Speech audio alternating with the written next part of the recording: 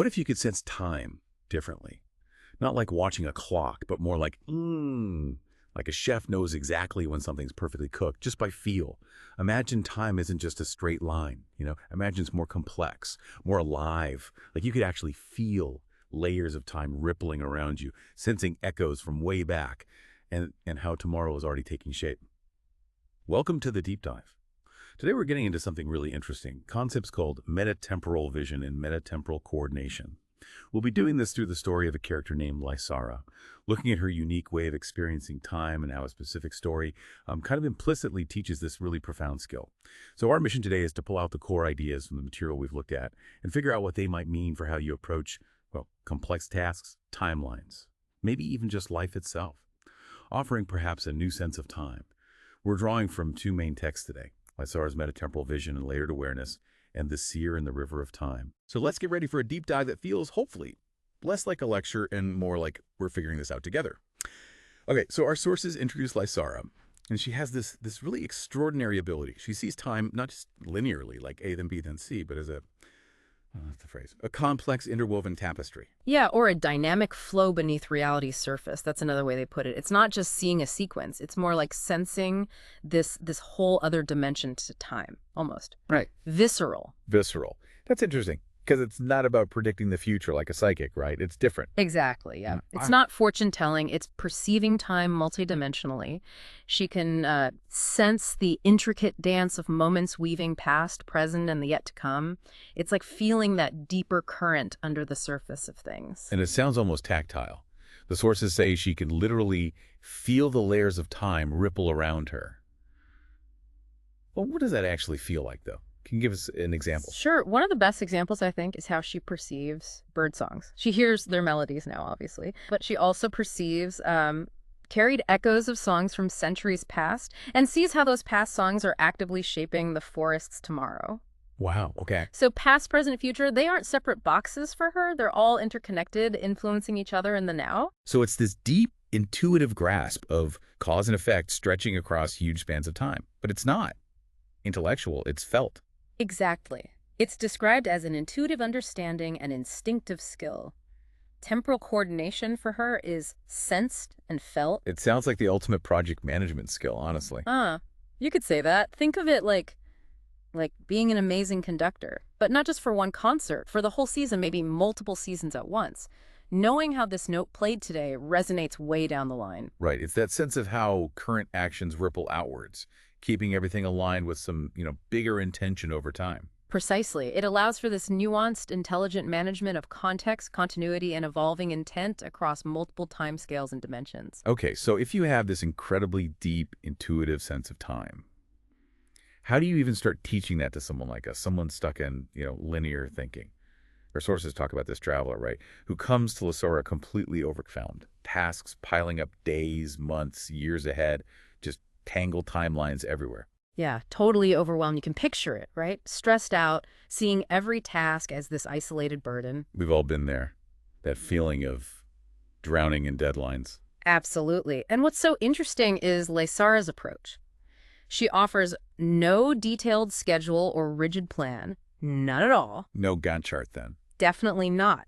Instead, her teaching stresses listening and situational adaptation. It's about working with the flow, not trying to force it through rigid control, which, makes sense given how she perceives time herself. So if not a plan, what did she teach? What was the core practice? The core practice is called layered awareness. And the instruction is basically attend to the immediate moment, remember the context of what came before, and hold open the space for what might unfold. Okay, let's unpack that. Layered awareness. Yes. So attend to now, remember the past context, and stay open to the future. All at once. All at once. It's like, let's say you're in a meeting, a really important one. Attending to the immediate moment means you're fully present, listening, really hearing what's being said now.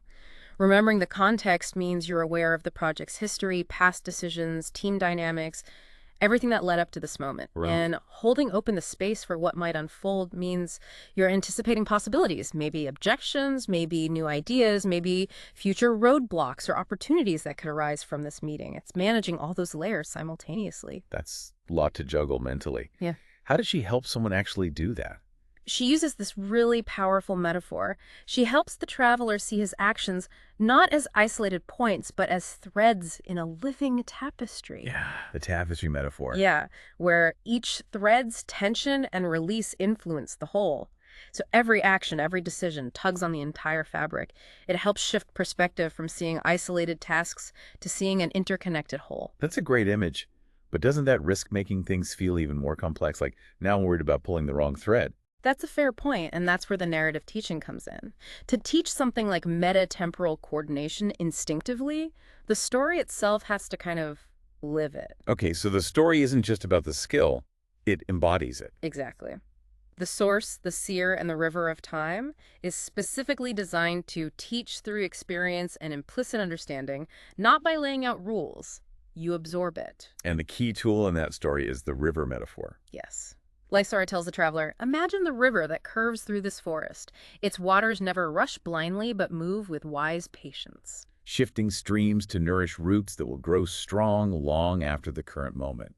I like that. Wise patience. And she goes on, sometimes the current flows swiftly, clearing debris. Other times it slows, letting seeds take root.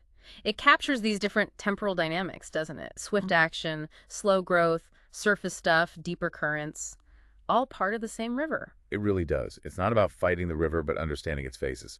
Precisely. And then she connects it directly to you, to the traveler, to the listener. Your life is like this river. To master it, you don't command every drop, but listen to the whispered pulse beneath. Ooh, listen to the whispered pulse beneath. That resonates. It suggests a different kind of control, or maybe non-control. Absolutely. It's a different kind of power. The key takeaway she gives is, your task is to coordinate your steps with the river's flow, knowing when to act quickly, when to hold steady, and when to trust the slow shaping of time itself. So the river isn't just a pretty image. It's actually teaching specific things implicitly. How does it teach, say, intent alignment across extended time?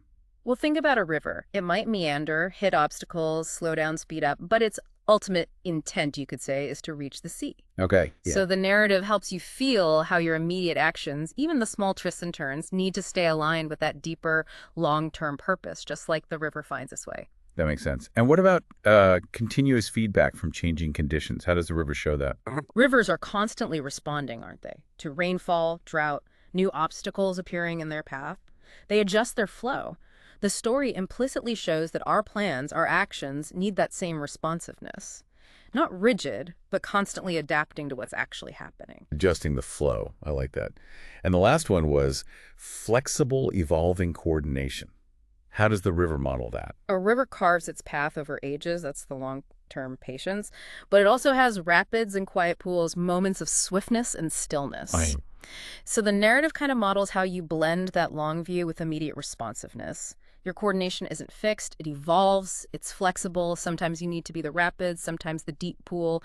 It feels much more organic, maybe less stressful than trying to micromanage everything. Yeah, definitely less stressful than a rigid plan that shatters at the first surprise. And for the traveler in the story, this whole approach, it transformed things for him. Completely. The source says what felt like scattered, overwhelming tasks became a harmonious orchestration across his own time. He learned to see his actions as those threads in a living tapestry, not just isolated points. So connecting this back, this whole deep dive, it feels like it's offering a path away from just rigid to-do lists and calendars. I think so. It points towards cultivating this more intuitive understanding and instinctive skill for navigating our own lives, our own projects, moving beyond just, intellectual planning to developing more of a feel for the flow of things. It really encourages you, the listener, to think about applying this layered awareness.